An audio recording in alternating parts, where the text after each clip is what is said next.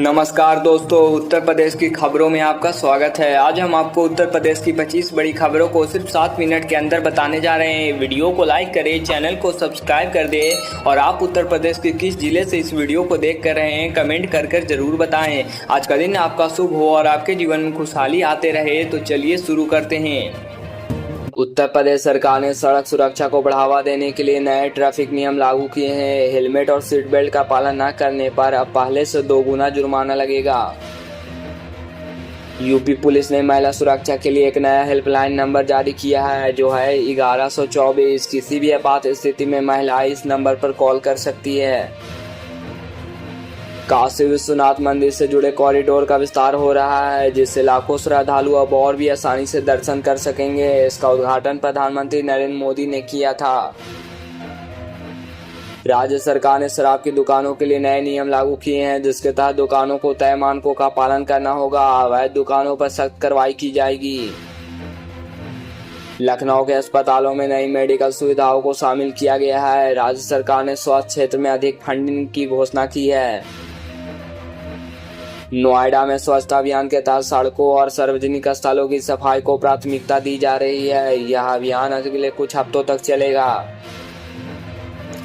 भारत का चंद्रयान 3 मिशन सफलतापूर्वक चंद्रमा के दक्षिणी ध्रुव पर उतर गया है। इस ऐतिहासिक मिशन ने भारत को उन चुनिंदा देशों में शामिल कर दिया है जिन्होंने चंद्रमा पर सफलतापूर्वक लैंडिंग की है। इस मिशन से चंद्रमा के सतह और खनिजों की विस्तृत जानकारी मिली है, जिससे विज्ञान और तकनीक के क्षेत्रों में बड़ी उपलब्धि हासिल हुई है।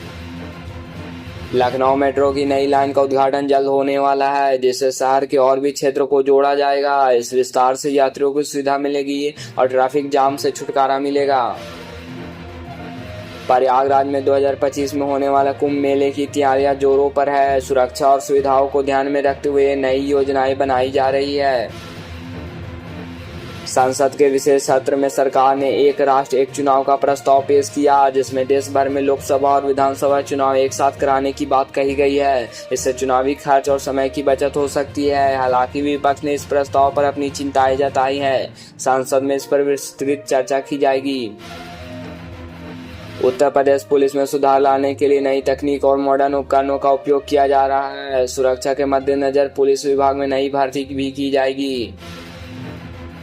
भारतीय विमानन मंत्रालय ने नया नियम जारी किया है, जिसमें यात्रियों को हवाई यात्रा के दौरान भी मोबाइल नेटवर्क का इस्तेमाल करने की अनुमति दी गई है। अब फ्लाइट मोड में बिना डाले यात्री कॉल और इंटरनेट सेवा का लाभ उठा सकेंगे। यह सुविधा शुरुआत में कुछ चुनिंदा घरेलू और अंतर्राष्ट्रीय उड़ानों में उपलब्ध होगी। अयोध्या में राम मंदिर का निर्माण तेजी से हो रहा है। मंदिर का नींव का काम लगभग पूरा हो चुका है और अगले वर्ष मंदिर उद्घाटन होने की संभावना है। उन्नाव जिले में एक बड़ा सड़क हादसा हुआ, जिसमें कई लोग घायल हुए। प्रशासन ने दुर्घटना स्थल पर राहत कार्य शुरू कर दिया है। रामपुर के नारायण ई टेक्नो स्कूल में फार्मा ट्रेडर एसोसिएशन ने एक मुफ्त स्वास्थ्य शिविर का आयोजन किया है। इस हेल्थ कैंप में जिले के मशहूर डॉक्टरों ने लोगों को अपने दिल और सेहत के ख्याल रखने की सलाह दी। शिविर में 100 से ज्यादा लोगों का चेकअप किया गया। भारतीय रेलवे ने देश के प्रमुख शहरों के बीच नई हाई स्पीड ट्रेनों का संचालन शुरू कर दिया है। इन ट्रेनों से दिल्ली, मुंबई, कोलकाता और चेन्नई जैसे बड़े शहरों के बीच यात्रा का समय काफी कम हो जाएगा। यात्रियों को आधुनिक सुविधा भी प्रदान की जाएगी। इस सप्ताह पेट्रोल और डीजल की कीमतों में 2 से 3 रुपये प्रति लीटर की गिरावट दर्ज की गई। अंतर्राष्ट्रीय बाजार में कच्चे तेल की कीमतों में कमी आने से यह राहत मिल सकी है। आम जनता को ईंधन की कीमतों में यह गिरावट राहत देने वाली साबित हो रही है।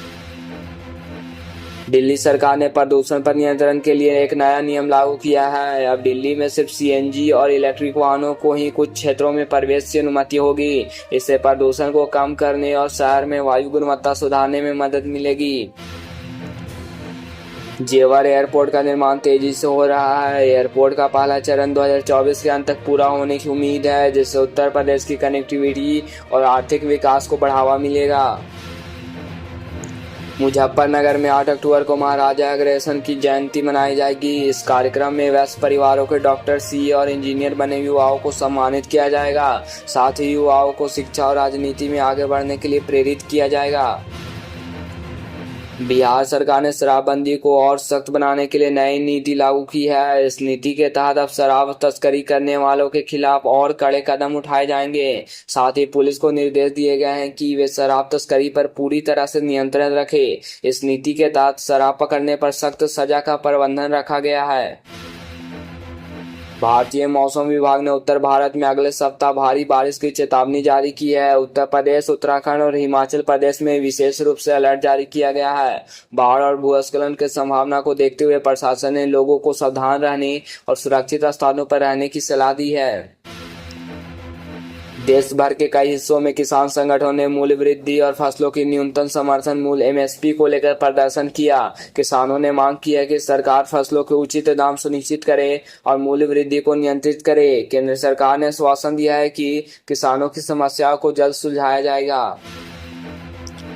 सपा विधायक महबूब अली ने भाजपा सरकार को चेतावनी दी। उन्होंने कहा, मुस्लिम आबादी बढ़ गई है, तुम्हारा राज खत्म हो जाएगा। मुगलों ने देश में 800 साल राज किया, जब वो नहीं रहे तो तुम क्या रहोगे। 2027 में तुम जाओगे जरूर हो और हम आएंगे। कानपुर में 45 दिन के भीतर चौथी बार ट्रेन को डिरेल करने की साजिश का मामला सामने आया है। इस बार गोविंदपुरी स्टेशन के पास रेलवे ट्रैक पर आग बुझाने वाला सिलेंडर मिला है। यह किसी ट्रेन से गिर गया या फिर इसे साजिश के तहत फेंका गया है। गोरखपुर विकास प्राधिकरण से सितंबर 2023 से अगस्त तक 11 माह में 395 करोड़ रुपए की कमाई की गई है। विकास प्राधिकरण का यह अब तक की सबसे अधिक कमाई है। प्राधिकरण ने यह उपलब्धि प्राधिकरण की संपत्तियों को मनोरंजन और नागरिक सुविधाओं से जोड़कर हासिल की। यूपी में लौटता मानसून जमकर बरस रहा है। 24 घंटे में 57 जिलों में बारिश हुई। सबसे ज्यादा बारिश बांदा में 162 मिलीमीटर रिकॉर्ड की गई। प्रदेश में 1 जून से अब तक 742.2 मिलीमीटर बारिश हो चुकी है। यानी यूपी में सीजन का बारिश का कोटा फुल हो चुका है।